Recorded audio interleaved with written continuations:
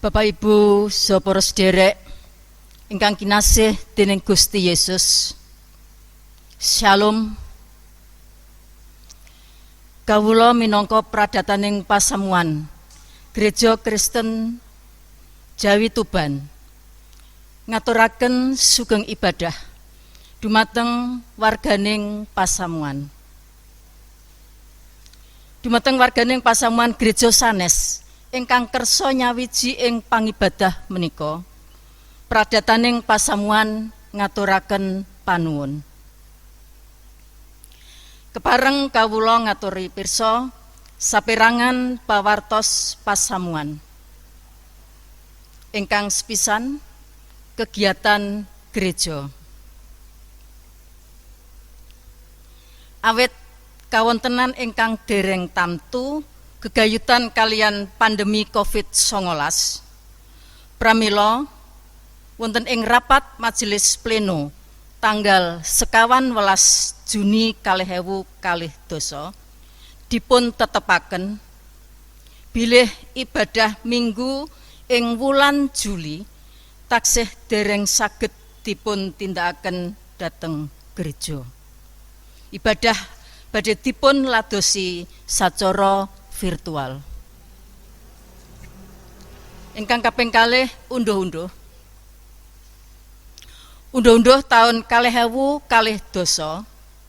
ingkang awujud lelangan natura badhe dipun wontenaken ing wulan Agustus minggu kaping kalih. Sesarengan kalian pahargyan ambal warsanipun GKJ Tuban ingkang kaping 17. Dene pisungsung unduh-unduh ingkang arupi amplop saged dipun kempalaken ngantos wulan Agustus. Pawartos ingkang angka 3, renovasi gedung wingking gereja. Puji Gusti, awet renovasi bangunan wingking gereja sampun saged dipun rampungaken. Inggih menika perangan atap saking gedung ingkang wonten wingking gereja. Dene ingkang tasih dereng saged dipun tindakaken inggih menika pengecatan saha pasang plafon. Awet saking menika panyengkuyung saking warganing pasamuan saged dipun lajengaken. Awit kawigatosan saha panyengkuyungipun pradataning pasamuan ngaturaken panuwun. Mekaten saperangan pawartos pasamuan menggah jangkepipun saged dipun waos ing pawartos pasamuan elektronik.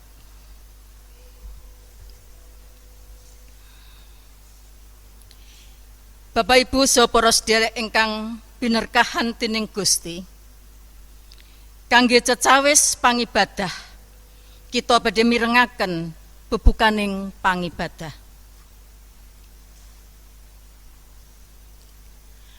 Pasamuan ingkang dipun tresnani Sang Kristus. Pangibadah kita dinten menika taksih wonten ing swasana pandemi COVID-19. Wonten pangibadah ing griya dinten menika kita badhe sesarengan ngraosaken iba wigatosipun sedya dalah patrap alusing budi kita udi murih tuwuh ngrembaka wonten ing satengahing brayat kita. Para sedherek kula aturi jumeneng sinambi mirengaken timbalanipun Gusti dhateng kita. Kita mulyakaken saipun Gusti ingkang sampun nunggelaken kita. So keparengipun Gusti rawuh ing pangibadah menika. Sumangga kita nggunggung asmanipun Gusti kanthi sesarengan ngerpekaken kidung pasamuan Jawi 59 padha setunggal lan 3.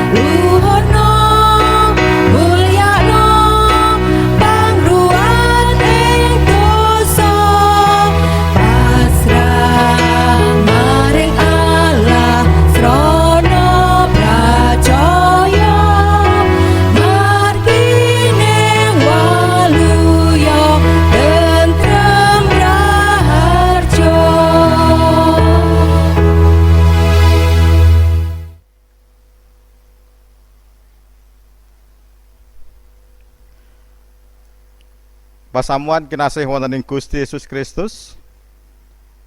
Semangga kita lumebet wonten ing pangibadah enjing menika kanthi musik ing manah kita pribadi ingkang mekaten bilih pangibadah menika lumampah wonten ing asmanipun Allah Sang Rama, Sang Putra, tuwin Sang Roh Suci.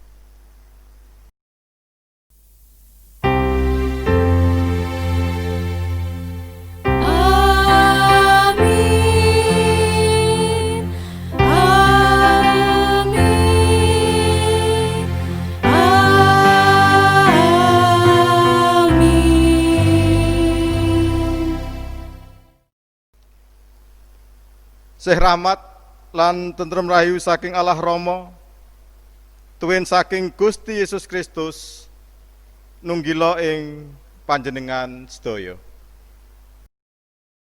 Nunggila ing panjenengan ugi. Pasamuan keaturan lenggah. Irah-irahaning pangibadah dinten menika lemah lembut utawi alus sing budi. Sedya tuwin patrap alus ing budi minangka salah satunggaling perkawis ingkang wigatos wonten ing gesangipun umat Kristen. Dados tetales tumrap pasrawunganipun manungsa kaliyan Gusti Allah. Saha pasrawunganipun satunggaling tiyang kaliyan sesaminipun. supados sedya tuwin patrap alus ing budi menika saya ndayani gesang kita. Wijining sedya tuwin patrap alus ing budi kedah kita sebar. Kita udi murih tuwuh ngrembaka wonten ing gesang kita.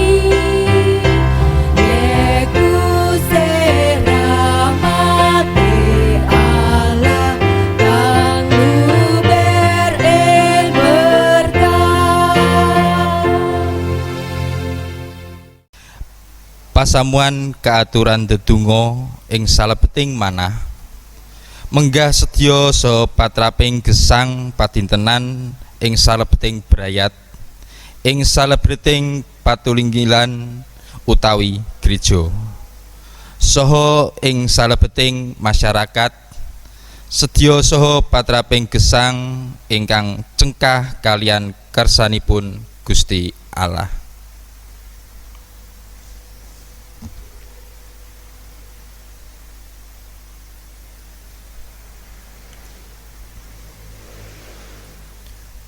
Duh Gusti, paduka pirsa sinten kawula punika. Mila mugi paduka kersa paring pangamputen tumrap sedaya panerak saha dosa kawula. Wonten ing asmanipun Gusti Yesus kawula ndedonga. Amin.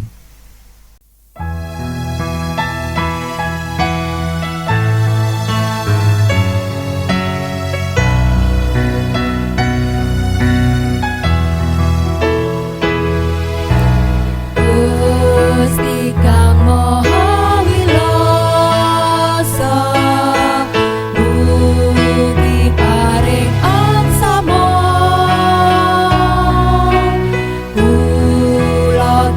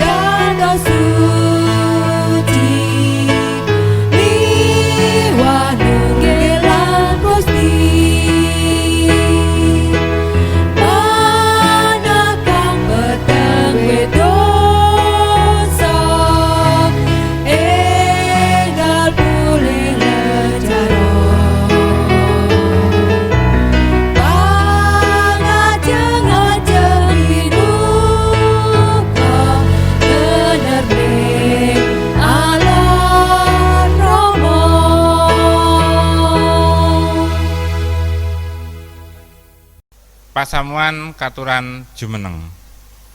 Sumangga kita nampeni pawartos Sih Rahmat. Mekaten pawartosing Sih Rahmat saking Gusti Allah. Menawa kita padha ngakoni dosa kita, panjenengane iku setya tuhu lan adil.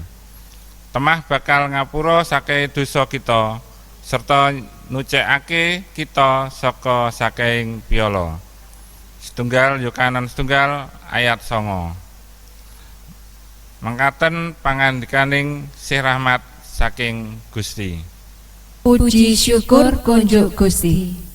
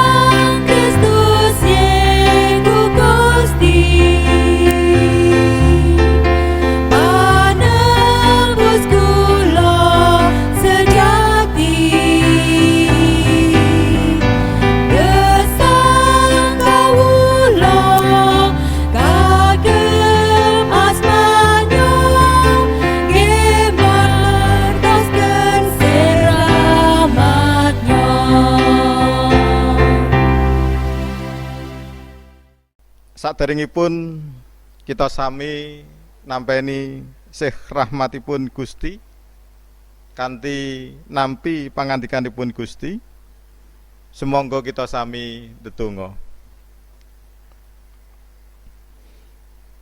Wonten ing pangibadah enjing kawula menika, duh Allah, sanadyan pangibadah ingkang kawula tindakaken menika tasih wonten ing griya kawula piyambak-piyambak, kawula tetep kepengin sanget ngaturaken panuwun dumateng Paduka, awit Paduka tansah ngrimat gesang kawula. Ugi sekedap malih kawula badhe sami nampi kados pundi Gusti ingkang ngrimati gesang kawula mirungganipun kapitadosan kawula kanthi sabda pangandika Paduka Duh Gusti. Sagetaken kawula boten namung saged maca ngraosaken, ananging kawula saged nindakaken menapa ingkang dados dawuh Paduka menika wonten gesang saben dinten kawula. Wonten ing Gusti kawula Yesus Kristus kawula ndedonga. Amin.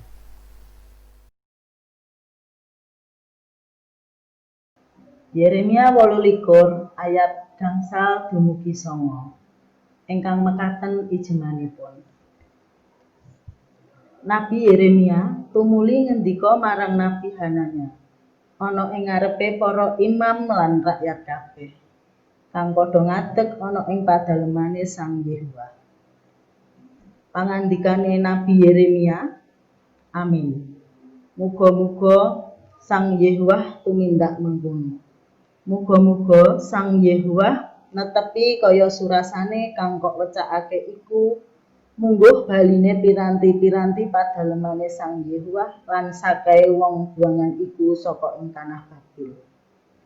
Mung wae kowe padha ngrungokno tembungku kang bakal tak lairake ana ing ngarepmu lan ing ngarepe rakyat iki kabeh.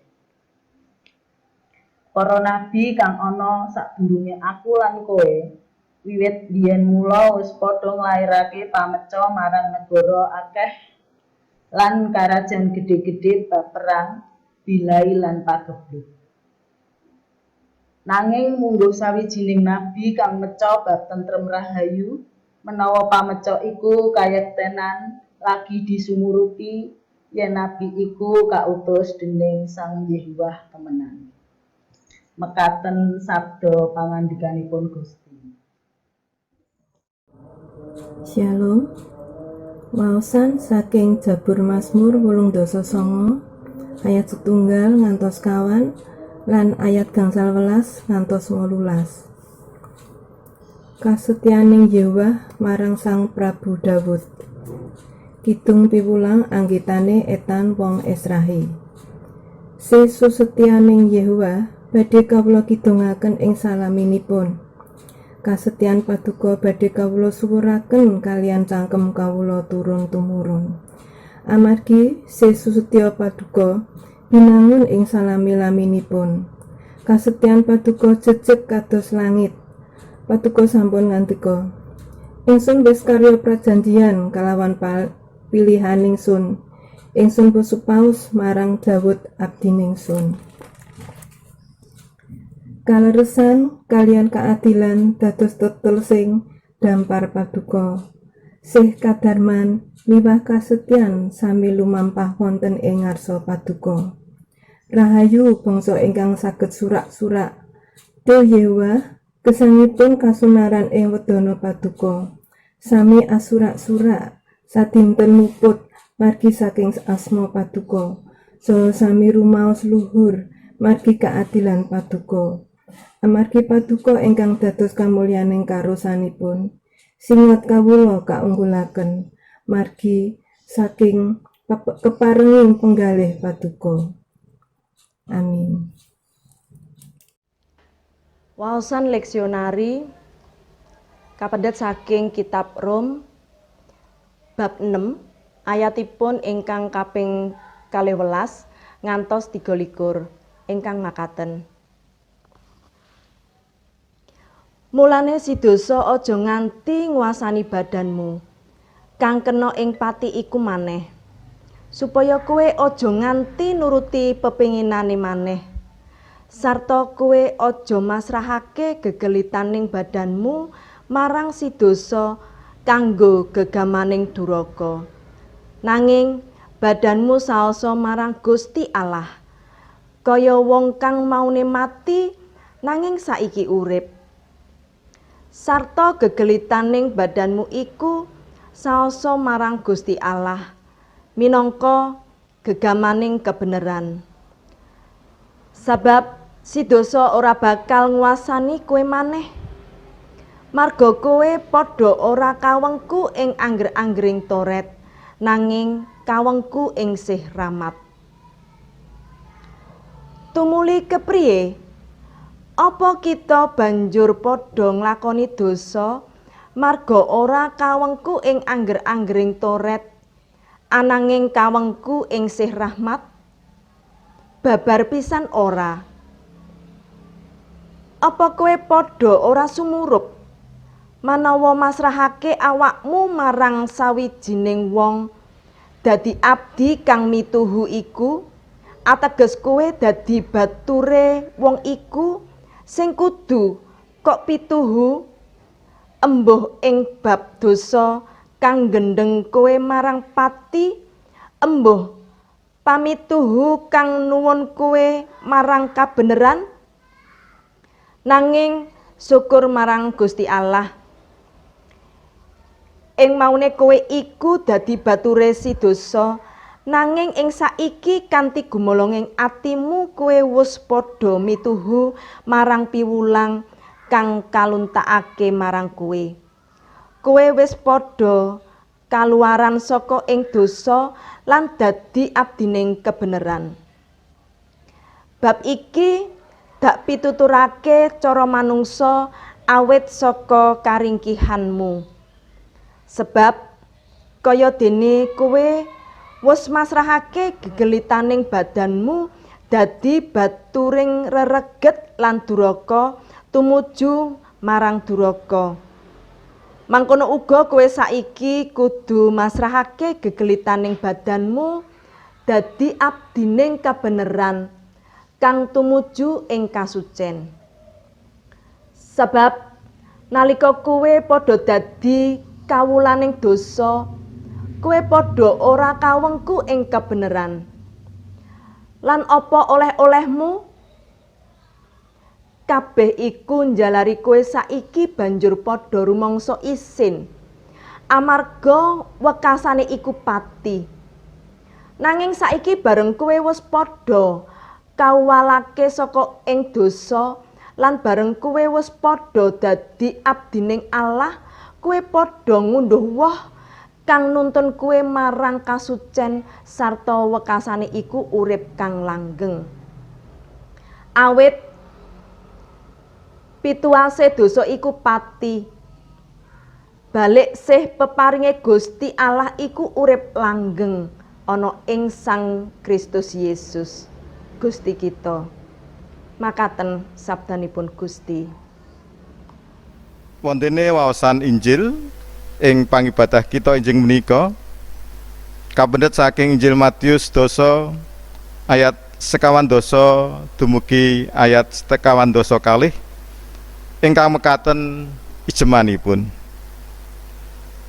Sing sapa nampani kowe iku dadi aku sing ditampani, lan sing sapa nampani aku iku dadi nampani kang ngutus aku. Sing sapa nampani nabi marga saka anggone dadi nabi bakal tampa pituwasing nabi. Lan sing sapa nampani wong mursid marga saka anggone mursid bakal tampa pituwasing wong mursid.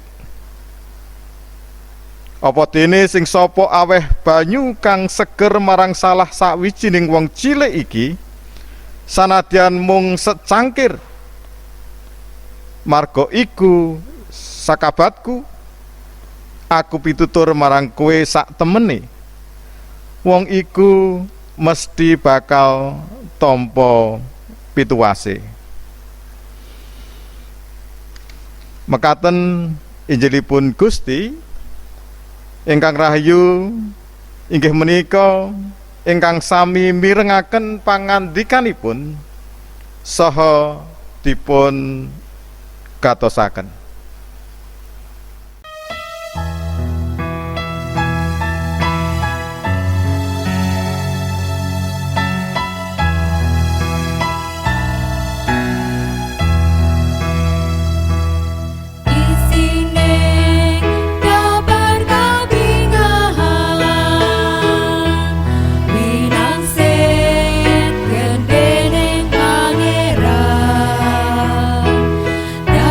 Sra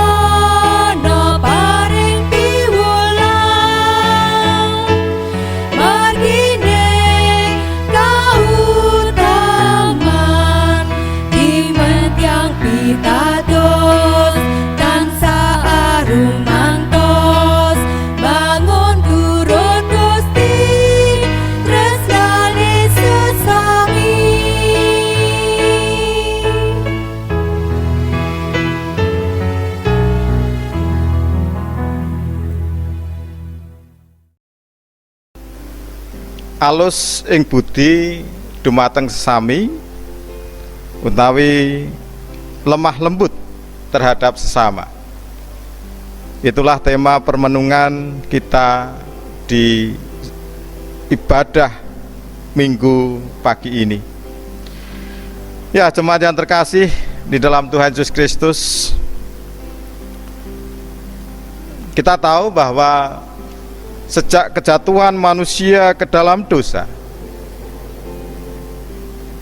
yang namanya perselisihan, yang namanya permusuhan, yang namanya pertengkaran itu selalu ada. Sebenarnya Tuhan menciptakan manusia itu dengan keunikan masing-masing. Tuhan menciptakan manusia itu dengan banyak perbedaan. Dan salah satu penyebab perselisihan, adanya permusuhan, adanya pertengkaran adalah karena ketidakmampuan manusia untuk menerima, untuk menghargai, untuk memahami keunikan atau perbedaan itu.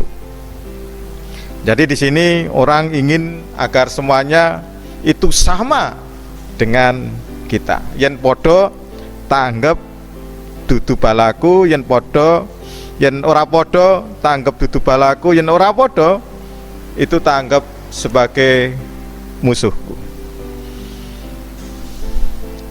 Perbedaan itu bisa bermacam-macam. Bisa saja terjadi perbedaan pendapat, perbedaan pemahaman, perbedaan ide. Seperti kemarin di dalam khotbah yang kemarin, perbedaan pemahaman kenapa persembahan Kain dan Habil berbeda diterima oleh Allah, sehingga terjadi perselisihan dan Kain kemudian membunuh Habil. Ada perbedaan warna kulit dan yang hangat.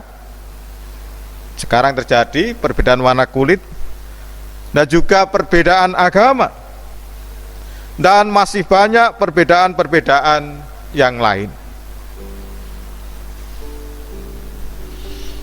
Yang terjadi adalah adanya kecenderungan manusia untuk mengambil jarak,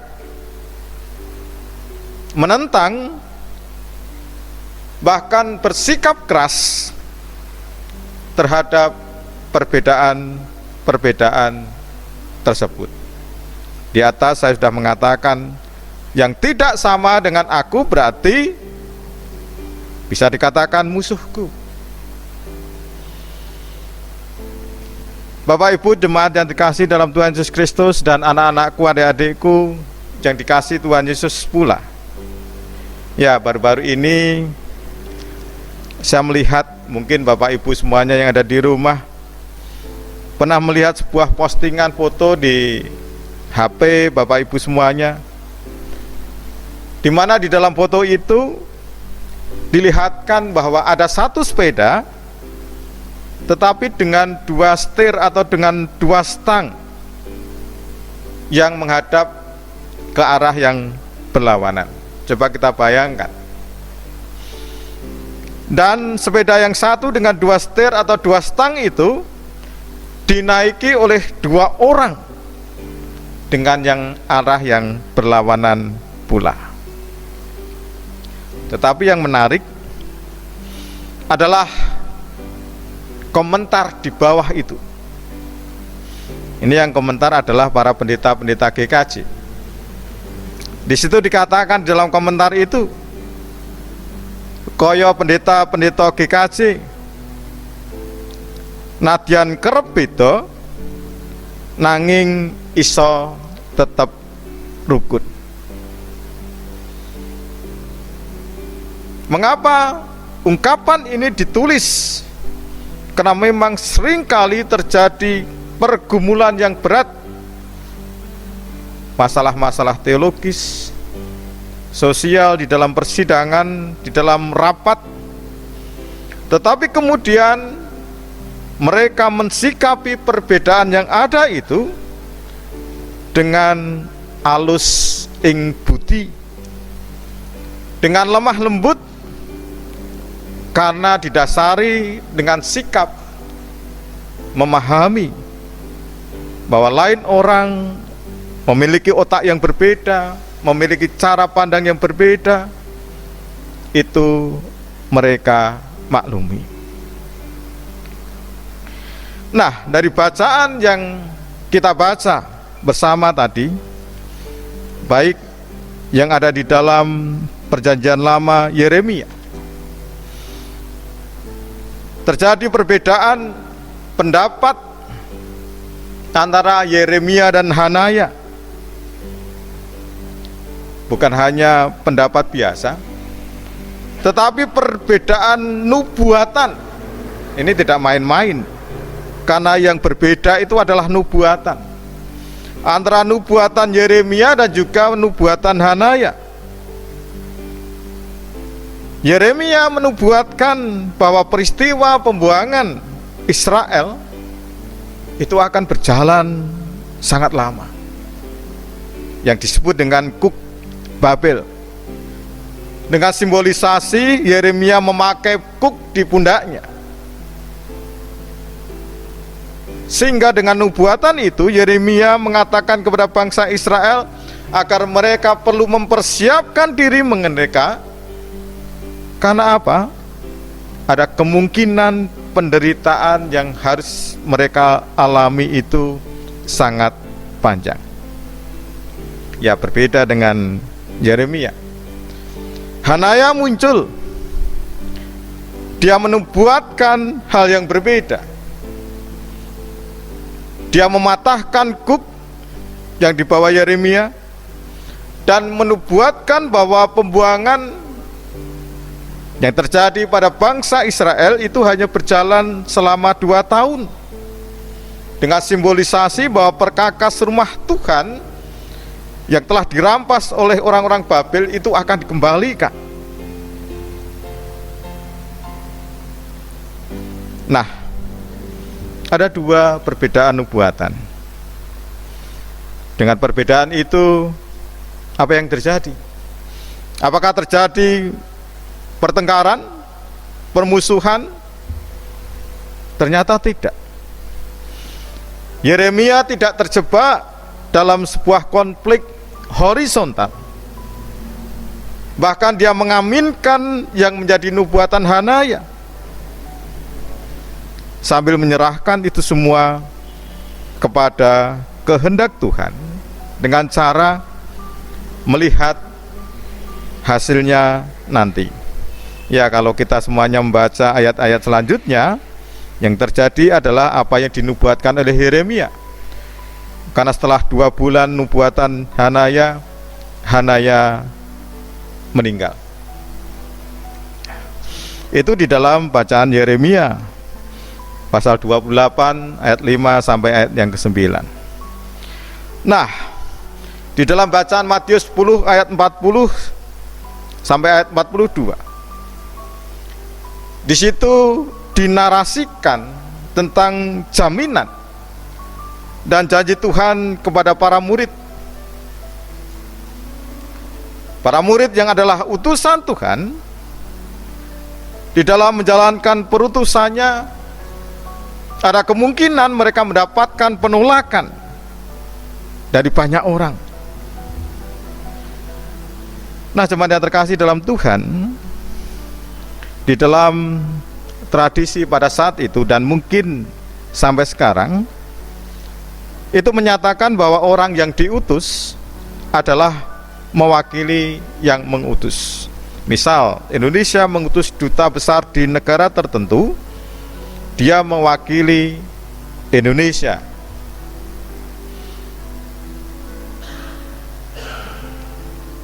Dan jemaat yang terkasih di dalam Tuhan Yesus Kristus, sehingga ketika terjadi penolakan kepada yang diutus, itu berarti juga menolak kepada yang mengutus. Apa yang diajarkan oleh Tuhan Yesus, Tuhan Yesus sudah mengatakan bahwa ada kemungkinan murid-murid mereka ketika murid-murid Yesus maksud saya, ketika mereka diutus oleh Tuhan akan mendapatkan penolakan. Apakah Tuhan Yesus mengatakan, mengajarkan, musuhilah mereka yang menolak kamu, marahilah mereka yang menolak kamu, kutuklah, bencilah mereka yang menolak kamu. Tetapi apa yang dikatakan oleh Tuhan Yesus di dalam Matius 5 ayat 44, Yesus mengatakan, kasihilah musuhmu dan berdoalah bagi mereka yang menganiaya kamu. Bahkan di dalam menghadapi penolakan ataupun penganiayaan, murid-murid Kristus diajarkan tetap menghadapi itu dengan kasih dan doa. Gampang atau sulit? Mengasihi, mendoakan mereka yang menolak kita, mengasihi, mendoakan mereka yang membenci kita, memusuhi kita, sangatlah sulit. Nah, sekarang jemaat yang terkasih dalam Tuhan Yesus Kristus, di atas saya sudah mengatakan bahwa konflik, bahwa perselisihan sampai kekerasan itu selalu terjadi di dalam kehidupan manusia. Perbedaan nubuatan Yeremia dan Hanaya, kalau pada saat itu Yeremia terjebak dalam mensikapi perbedaan itu dengan kekerasan, mungkin kekerasan pandangan dia, mungkin bisa terjadi konflik. Bahkan kekerasan yang tidak hanya melibatkan mereka berdua antara Hanaya dan juga Yeremia, tetapi mungkin juga dua kelompok yang mendukung pendapat mereka. Bisa terjadi perpecahan, bahkan peperangan. Tetapi Yeremia mensikapi perbedaan itu dengan alus ing budi, dengan kelemah lembutan, dan menyerahkan perbedaan itu kepada kehendak Allah sambil melihat apa yang akan terjadi. Perbedaan sering terjadi dalam kehidupan keluarga kita, di dalam lingkup pekerjaan kita, kehidupan persekutuan kita, ataupun gereja. Pertanyaannya sekarang adalah, bagaimana kita akan mensikapi perbedaan-perbedaan tersebut? Kita akan menentang habis-habisan? Kita akan ngotot menginginkan bahwa pendapat kita yang harus diterima, yang harus dijalankan? Saya membayangkan kalau Yeremia ngotot, enggak, nubuatku yang benar, yang terjadi perselisihan dan perpecahan. Atau kita mensikapi itu dengan alus ing budi, dengan kelembah lembutan hati kita, dengan sebuah prinsip bahwa segala sesuatu itu bisa didialogkan. Menghadapi penolakan yang pasti akan dihadapi oleh para murid Yesus pada saat itu dan kita sekarang pun, Tuhan Yesus tidak mengajarkan untuk melawan. Tuhan Yesus tidak mengajarkan untuk memusuhi, membenci, karena semua akan mendapat upah. Upah pekerjaan orang benar itu membawa kepada kehidupan. Kehidupan bukan hanya bernafas, tetapi kepada kekekalan, kedamaian. Tetapi penghasilan orang fasik itu membawa kepada dosa. Itu yang terdapat di dalam Amsal 10 ayat yang ke-16. Lebih lagi jemaat yang terkasih dalam Tuhan Yesus Kristus, Tuhan Yesus mengajarkan, kasihilah musuhmu dan doakanlah mereka yang menganiaya kamu. Kita bermimpi, berandai-andai bahwa kedamaian itu akan terwujud jika kita bisa hidup dengan lemah lembut, jika semua orang bisa hidup tidak hanya di dalam angan, tetapi di dalam nyata hidup mereka dengan alus ing budi, tidak hanya untuk diri sendiri, tetapi juga kepada sesama manusia. Tuhan memberkati kita. Amin. Kita masuk di dalam saat teduh sejenak.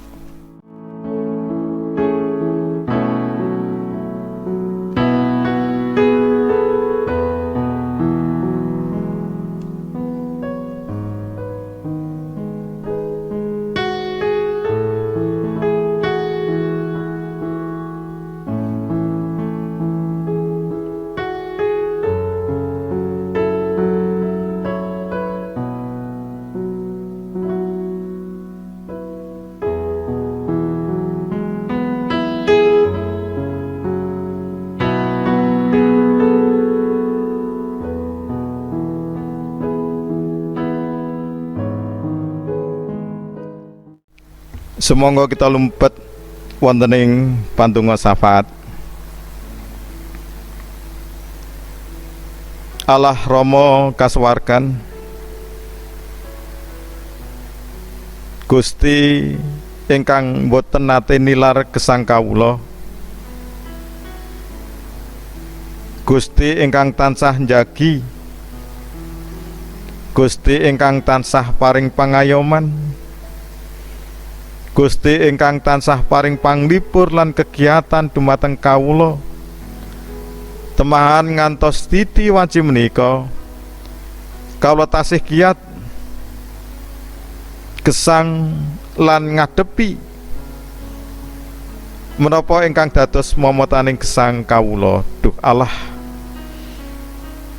menika mboten ngloho awit kegiatan pikir kawula,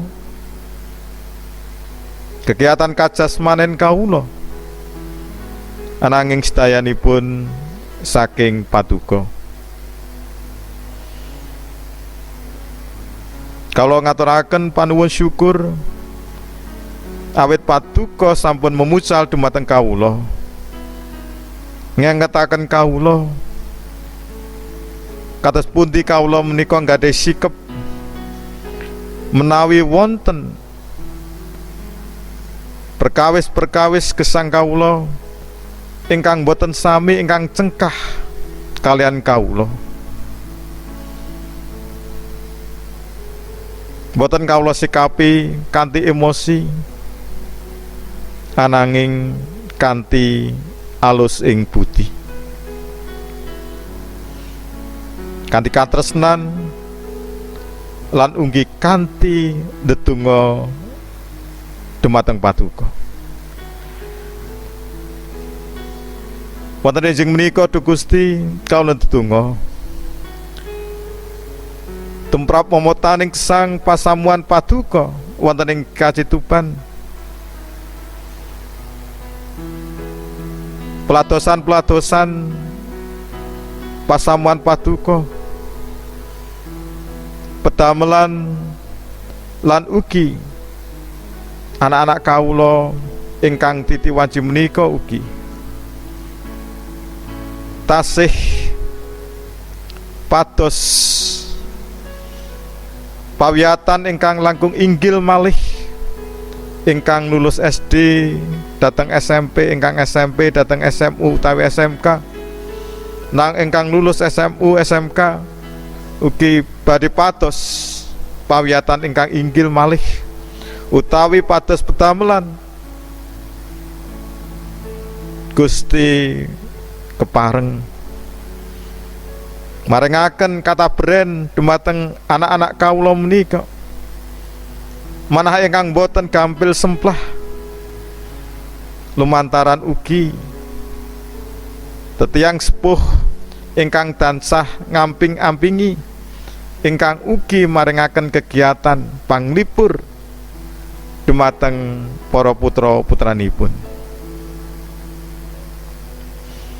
Kalau gindudonga tumrap pasaman paduka ingkang sampun adiyuswa ingkang sampun sepuh utawi ingkang sakmenika nembe nandhang sakit ringkihing kajasmanen miruga malih ingkang nandhang sakit sacara karohanen duh Gusti. Kalau nyuwun dumateng paduka lumantaran kawula sedaya ingkang paduka agem saged ngiyataken saged paring panglipur temahan sederek-sederek kawula ingkang nandhang sakit saged kiyat saged kapulihaken srana pambudidaya tuwin manah ingkang tansah sumeleh wonten ing ngarsa paduka. Sacara mirungga ugi kala donga tumrap putranipun Ibu Tristiawati kelompok kalih ingkang dinten ingkang sampun kapengker nemai kacilakan lan kedah dipun operasi sikil kalian tanganipun amergi tugel operasi sampun lumampah samenika ngadepi pemulihan wonten ing griya paduka paring kiyatan lan pemulihan temahan putranipun putri menika saged kiyat lan sehat malih.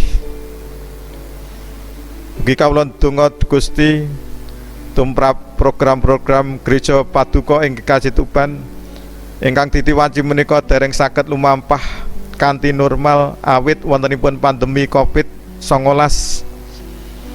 Ananging sagetaken kawula tetep saged andum dumateng tetiang sanes awit kawontenan pandemi Covid-19 menika kanthi peladosan diakonia.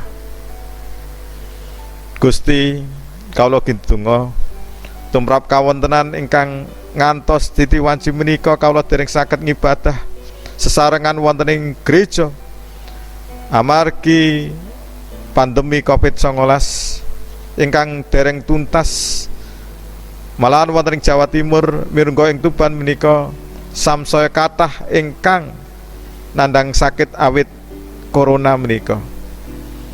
Gusti sagetaken kawula sedaya mboten namung pasamuan GKJ Tuban ananging sedaya tiyang saged katebihaken saking wabah corona menika. Ingkang sampun nangani para medis pemerintah ingkang tansah budaya anggenipun saged mutus pandemi Covid-19 menika paduka ugi tansah paring kegiatan.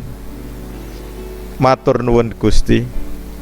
Mekaten pandonga panyuwun kawula ingkang sedayanipun namung kawula suwun kawula aturaken wonten ing Gusti kawula Yesus Kristus. Amin. Pasamuan keaturan jumeneng. Sesarengan kalian umat Kristen ing sadengah wekdal saha papan, sumangga kita nelakaken pangakening pitados kita. Pangaken pitados rasuli ingkang mekaten. Kawula pitados dhateng Allah Sang Rama ingkang Maha Kawasa, ingkang nitahaken langit kalian bumi. Inggih pitados dhateng Yesus Kristus ingkang putra untang-anting Gusti kawula. Ingkang kabebotaken dening Roh Suci miyos saking prawan Maryam. Ingkang nandhang sangsara nalika jumenengipun Pontius Pilatus kasalib nglampahi seda Lajeng kasarekaken tumedhak dhateng ing teleng Palimengan.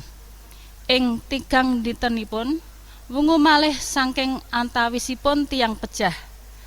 Lajeng sumangka dhateng ing swarga pinarak wonten ing tengenipun Allah Sang Rama ingkang Maha Kawasa.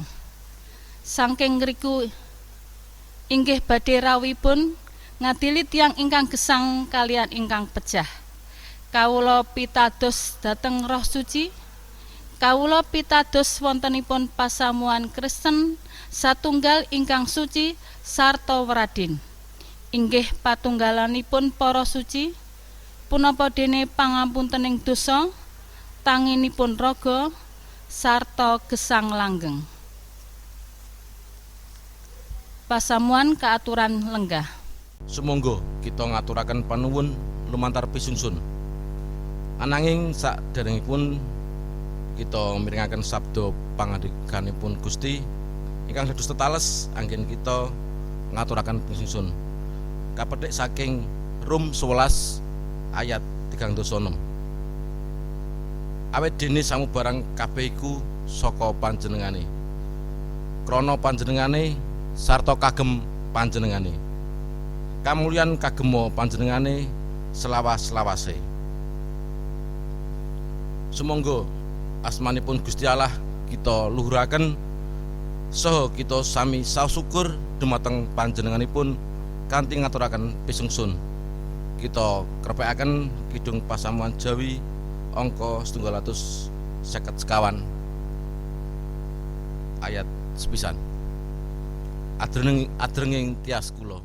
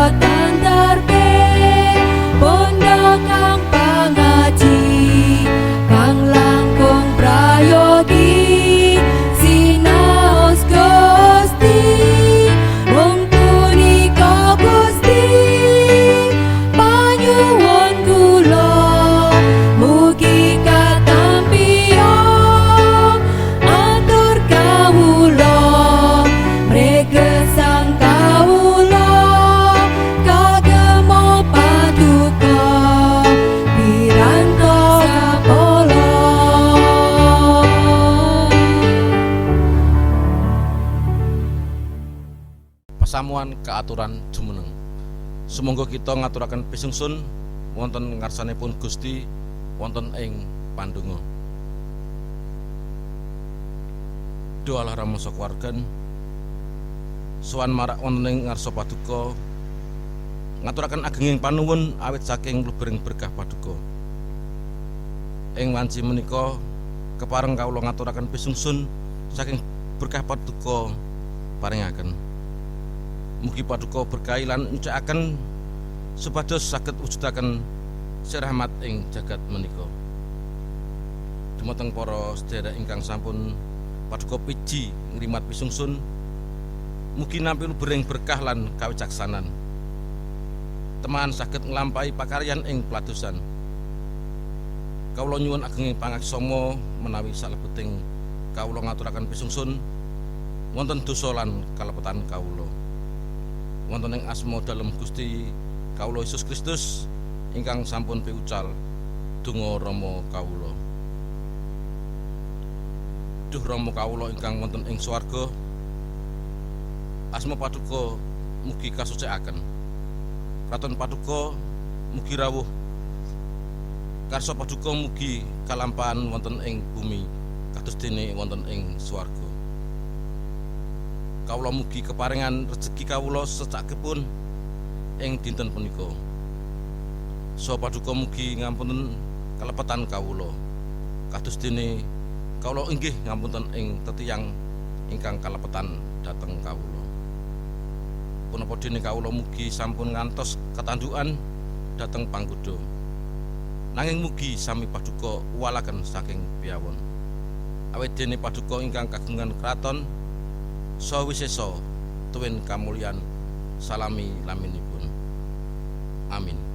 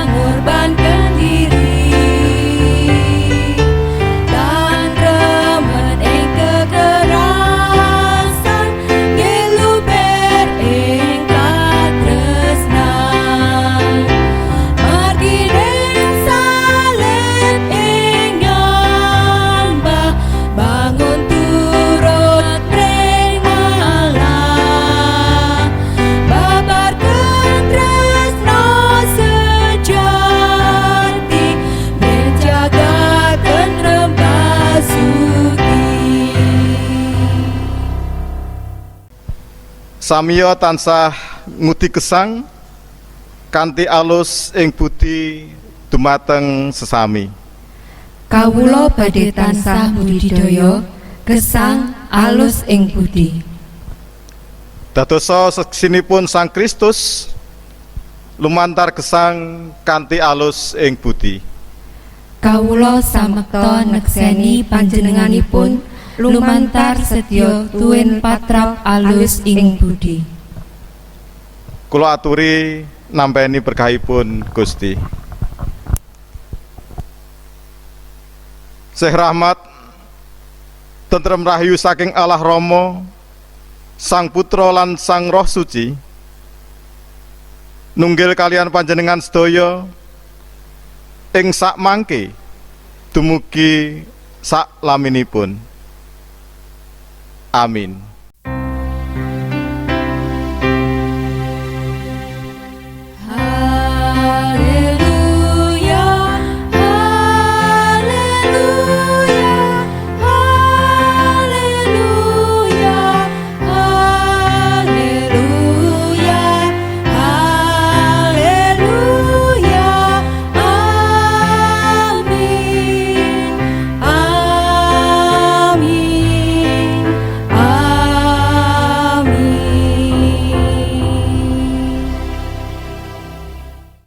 Dinten Minggu Gusti amberkahi.